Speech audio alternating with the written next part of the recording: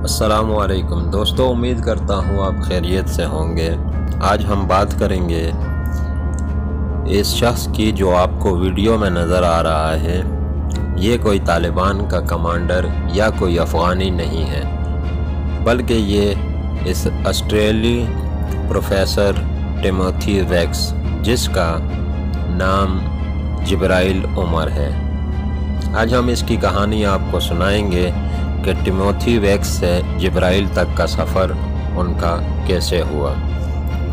Kabul university میں یہ پڑھاتے تھے اور وہاں سے یہ اور ان کے ایک ساتھی کو طالبان کے گروپ نے یونیورسٹی کے گیٹ سے اغوا کیا، اور طالبان کے کمانڈر نے انہیں بتایا کہ انہیں بہت جلد تاوان کے بدلے رہا کر دیا جائے گا، لیکن قید کے دوران ہی ان پر یہ انکشاف ہوا کہ امریکہ کی طرح آسٹریلیا کی یہ پالیسی نہیں ہے کہ وہ تاوان دے کر اپنے قیدیوں کو چھڑا لیں۔ اس وجہ سے ان کی قید بڑھتے بڑھتے 3.5 سال ہوئی، اور 3.5 سال بعد ان کو طالبان کے 3 اہم کمانڈر، جن میں ایک انس حقانی بھی شامل ہیں، ان کے بدلے امن مذاکرات کے وقت رہا کیا گیا تھا۔ ایک انٹرویو میں ایک صحافی نے ان کے ٹیموتھی کے نام سے، یعنی پرانے نام سے پکارا، تو انہوں نے اسے ٹوکا اور اسے کہا کہ میرا نام ٹیموتھی نہیں، جبرائیل عمر سراقہ خالد ہے۔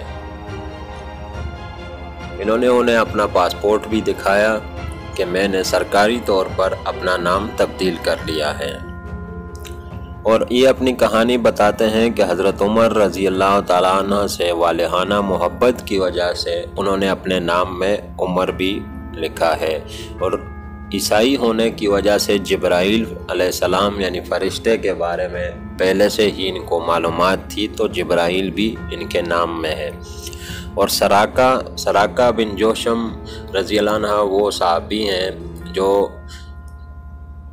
ہجرت مدینہ کے وقت نبی علیہ السلام کو قتل کرنے کے ارادے سے اور 100 سرخ اونٹوں کے لالچ میں آپ کا راستہ روکنے کے لیے نکلے تھے، لیکن نہیں کر پائے، اور آپ صلی اللہ علیہ وسلم اور آپ کے ساتھی ابو بکر رضی اللہ عنہ 3 دن غار ثور میں قیام کے بعد بخیر و عافیت مدینہ ہجرت کرنے میں کامیاب ہو گئے تھے، اور سراقہ نے اسلام قبول کر لیا تھا۔ بعد میں نبی صلی اللہ علیہ وسلم کی پیشن گوئی کے مطابق ایران کی فتح کے بعد کسریٰ کے کنگن سراقہ کو پہنائے گئے تھے، تو یہ کہتے ہیں کہ اس لیے میں نے اپنے نام میں بھی سراقہ رکھا ہے۔ اور خالد رضی اللہ عنہ کی شجاعت و بہادری کی وجہ سے، کیونکہ یہ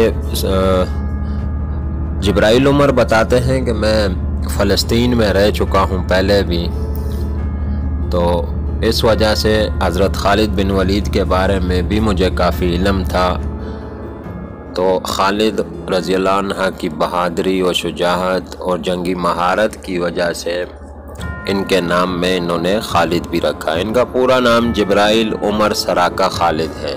اسے ایک ساتھی امریکی استاد کیون کنگ کے ساتھ 2019 کے آخر میں 3 طالبان کمانڈروں کے بدلے رہا کیا گیا، جو افغان فورسز کی تحویل میں تھے۔ قیدیوں کے اس تبادلے سے کابل انتظامیہ اور طالبان گروپ کے درمیان پہلی مرتبہ امن مذاکرات ہوئے۔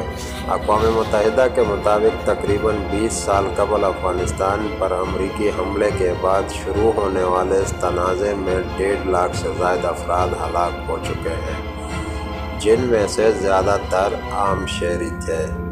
جیسے جیسے دوحہ میں امن مذاکرات جاری ہیں، طالبان افغان حکومتی افواج کے خلاف تباہ کن حملے کرتے رہتے ہیں، بشمول خودکش بم حملے بھی۔ اس قتل عام کے درمیان ویکس ان لوگوں میں شامل ہے جنہوں نے طالبان کا وہ رخ بھی دیکھا۔ اس نے اس بات کا بھی مشاہدہ کیا ہے جسے وہ اس کے جنگجوؤں کی ثابت قدمی اور غیر متزلزل ایمان کہتے ہیں۔ اس کی کہانی ایک متقی عیسائی آدمی کی ہے جو ایک استاد کے طور پر مارے گئے لوگوں کے لیے اچھا کرنا چاہتا ہے۔ اس کے بجائے اسے AK-47 کے ساتھ اس کی پیٹھ سے گھسیٹا گیا، اور اب وہ پورے تجربے کو اللہ کی مرضی کے طور پر دیکھتا ہے۔ ویکس نے کہا کہ ان کا آسٹریلیا کے دیہی علاقے واگا واگا میں پروان چڑھنے کا ایک خوشگوار بچپن گزرا، جو شین وارن سمیت کھلاڑی پیدا کرنے کے لیے جانا جاتا ہے جنہوں نے اپنی اسپن بالنگ سے کرکٹ کی دنیا کو حیران کر دیا تھا،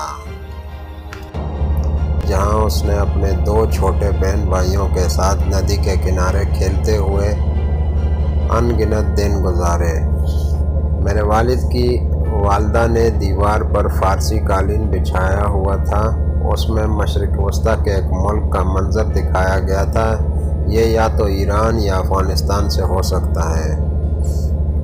کڑھائی والی تصویر میں ایک شاہی دربار دکھایا گیا تھا جس میں بادشاہ اور شہزادے اپنی کمانوں اور شکاری کتوں کے ساتھ مل کر لپٹے ہوئے تھے۔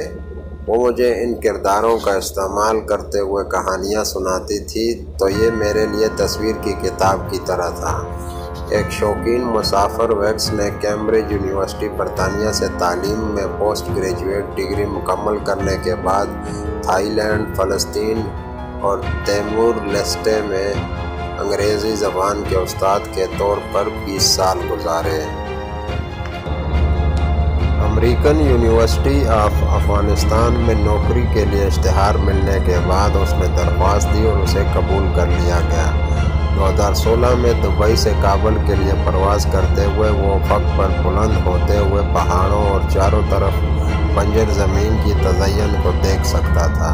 ویکس کو افغان پولیس افسران کے لیے زبان کا کورس تیار کرنے کا کام سونپا گیا تھا، لیکن وہ اتنا دور کبھی نہیں پہنچا۔ اس کی آمد کے چند ہی ہفتے بعد یونیورسٹی کے گیٹ کے باہر سے اغوا کر لیا گیا۔ مجھے میرے پہنچنے کے ٹھیک 33 دن 3 گھنٹے 3 منٹ بعد لے جایا گیا تھا۔ کچھ ایسا ہی تھا، اس نے ہنستے ہوئے کہا۔ پہاڑوں تک اور اس سے آگے 9 اگست 2016 کی رات کو ویکس اور کیون کی بس یونیورسٹی کے گیٹ سے مشکل سے نکلی تھی جب وہ ایک چیختے ہوئے رک گئی۔ اس کا سر اس کے سامنے والی سیٹ سے ٹکرانے کے بعد ویکس کو ناک آؤٹ کر دیا گیا تھا۔ تھوڑی دیر بعد ان دونوں ماہرین تعلیم کو ایک کار میں بٹھایا گیا تھا جو کابل میں تیزی سے گزر رہی تھی۔ ہم کہیں کے بیچ میں رک گئے، یہ ویران اور پتھریلا تھا اور میں نے سوچا کہ وہ مجھے پھانسی دے دیں گے، اس لیے میں نے باہر نکلنے سے انکار کر دیا۔ ویکس نے بتایا، اگلے 8 گھنٹوں کے دوران اغواکار 2 مغویوں کے ساتھ چٹانی خطوں پر چڑھ گئے۔ ویکس نے کہا کہ وہ خوش قسمت ہے کہ وہ جوتے پہنے ہوئے تھے۔ کیون، جو مجھ سے بڑا ہے اور تھوڑا سا زیادہ وزن رکھتا ہے، کو چلنے میں بہت مشکل تھی۔ انہیں دوسری کار میں ڈال کر ایک ویران جگہ پر لے جایا گیا۔ چند دنوں کے بعد اس گروہ نے یرغمالیوں کو طالبان کے حوالے کر دیا۔ ویکس نے کہا کہ ان کی رہائی کے بعد CIA حکام نے انہیں واشنگٹن میں بریفنگ کے دوران بتایا کہ 4 ابتدائی اغواکاروں میں سے 3 کو گرفتار کر لیا گیا ہے، ایک مارا گیا۔ وہ نہیں جانتا کہ طالبان نے اس گینگ کو کتنی رقم ادا کی، لیکن ایسے متعدد واقعات ہوئے جن میں مجرموں نے افغانستان میں غیر ملکیوں کو تاوان کے لیے اغوا کیا۔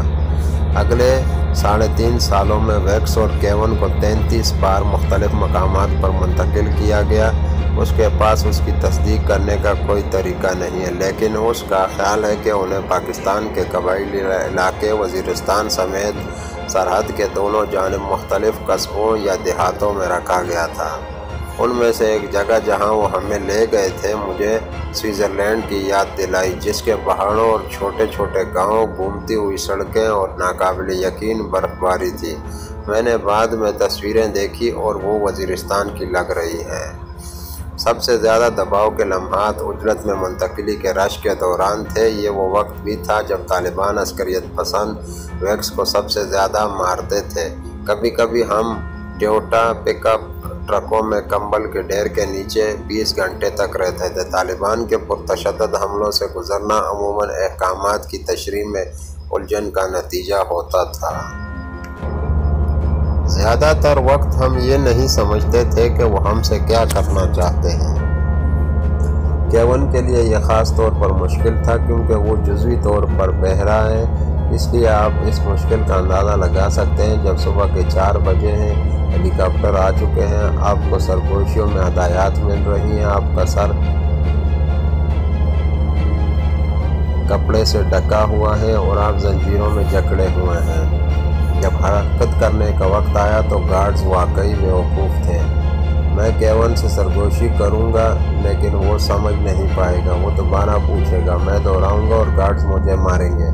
بعد میں ویکس نے گارڈ کے ساتھ بنیادی بات چیت کرنے کے لیے کافی پشتو اٹھا لی۔ انہوں نے کہا کہ امریکی نیوی سیلز نے کم از کم 2 ریسکیو کوششیں کی۔ وہ ایک آپریشن کے دوران قریب آئے جب انہیں افغانستان کے شہر غزنی میں رکھا جا رہا تھا۔ ہم ایک کمپاؤنڈ میں تھے جب سیل آئی، وہاں بہت زیادہ مشین گن فائر اور دھول تھی۔ یقیناً طالبان نے ہمیں یہ نہیں بتایا کہ یہ نیوی سیل تھی، ان کا کہنا تھا کہ یہ داعش IS ہے۔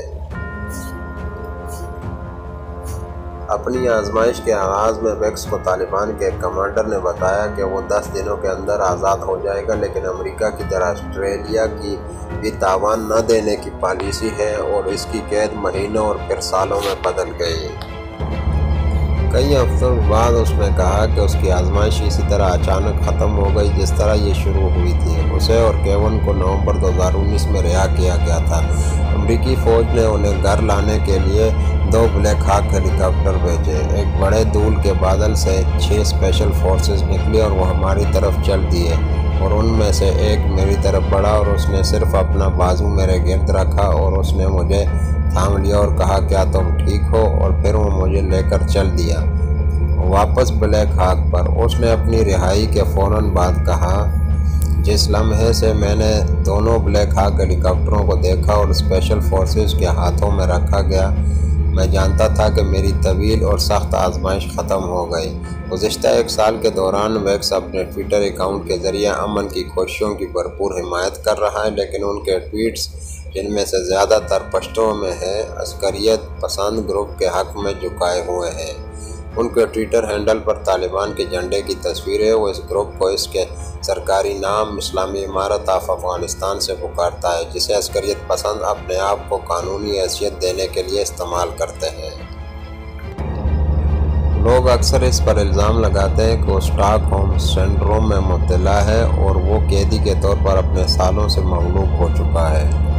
یقیناً میں متاثر ہوں، مجھے دائمی شدید PTSD ہے، لیکن میں نے کچھ اعلیٰ نفسیاتی ماہرین کو دیکھا ہے اور انہوں نے مجھے اسٹاک ہوم سنڈروم کی تشخیص نہیں کی۔ ویکس نے کہا کہ اسے طالبان سے کوئی محبت نہیں ہے اور بعض اوقات اس کے ساتھ کیے جانے والے سلوک سے نفرت ہوتی ہے۔ میں اچھی طرح جانتا تھا کہ کمانڈر اور گارڈز کے ایک ایک لفظ نے مجھے پھانسی دے دی ہوگی۔ یرغمال بنائے جانے کے دوران ویکس کی والدہ انتقال کر گئی۔ رہائی کے فوراً بعد اس کی تشخیص ایڈوانس سٹیج پر اسٹیٹ کینسر ہوئی اور پچھلے 10 مہینوں میں اس کی 7 سرجری ہو چکی ہیں۔ جو لوگ مجھے طالبان کی کٹ پتلی کہتے ہیں وہ نہیں سمجھتے کہ میں صحت اور ذاتی نقصان کے حوالے سے کیا کر گزرا ہوں۔ ان دنوں ویکس ایک جز وقتی کارکن کے طور پر کام کر رہے ہیں جو دوسرے ممالک جیسے کہ ترکی میں افغان مہاجرین کی مدد کرنے کی کوشش کر رہے ہیں۔ تصویروں میں انہیں اپنے سفر کے دوران روایتی پشتون ٹوپی پہنے دیکھا جا سکتا ہے۔ ان کے سابق یونیورسٹی کے ساتھی کیون نے ان کی رہائی کے بعد سے کم پروفائل رکھا ہے۔ ویکس نے کہا کہ وہ طالبان کی طرف سے جاری تشدد سے تعزیت نہیں کرتے۔ میں نے مذاکرات میں طالبان کی حمایت کرنے کا عہد کیا ہے، تشدد یا خودکش دھماکوں میں نہیں۔ مجھے اس کے لیے قطعاً کوئی حمایت حاصل نہیں ہے۔ میں اس بات کو یقینی بنانے کی پوری کوشش کر رہا ہوں کہ وہ مذاکرات کی میز پر رہیں۔ اگر میں افغانستان میں امن لانے میں سب سے چھوٹا حصہ لے سکتا ہوں تو مجھے خوشی ہوگی۔ پچھلے سال ویکس نے عسکریت پسند گروپ کے دعوت پر طالبان اور امریکہ کے درمیان امن مذاکرات کے پہلے اجلاس میں شرکت کے لیے دوحہ قطر کا سفر کیا۔ انہوں نے میٹنگ میں شرکت کے اپنے فیصلے کے بارے میں کہا کہ میں نے اپنے آپ سے وعدہ کیا تھا کہ میں اپنی رہائی کے بعد جنگی قیدیوں کے مسئلے کو اجاگر کروں گا۔ वहाँ उसकी मुलाकात तालिबान कमांडर अनस हक्कानी से हुए, जिसे वैक्स और केवन के बदले रिहा किया गया था। हमारा तबादला एतमाद पैदा करने के लिए किया गया था, इसलिए उससे मिलना मेरे लिए मंतकी था। अनस, जो कि खौफनाक हक्कानी नेटवर्क के सरगना सिराजुद्दीन के छोटे भाई हैं, उनका इस्तकबाल करने एयरपोर्ट पहुँचे। मैं उसे देखकर बहुत खुश हुआ। मैं उसका फ़ैसला एक ऐसे आदमी के तौर पर करता हूँ जो मेरी तरह की कई आजमाइश से गुजरा। हकीकत में उससे भी बदतर। हम कैदियों की तरह जुड़ते हैं। हम उन चीज़ों के बारे में बात करते हैं जो हमारी कैद के दौरान हुई हैं, जैसे कि नींद की कमी। तो हमें तालिबान के आला ओहदेदारों ने माफ़ी के साथ वैक्स से रब्ता किया। यह अच्छा था, लेकिन उसे ये हकीकत नहीं बदलती कि मैं जहन्नम से गुज़रा हूँ, उन्होंने कहा। लेकिन मेरा अंदाज़ा है कि अगर मैं इस सारी मुसीबत से न गुज़रता तो मैं इस्लाम कबूल न करता।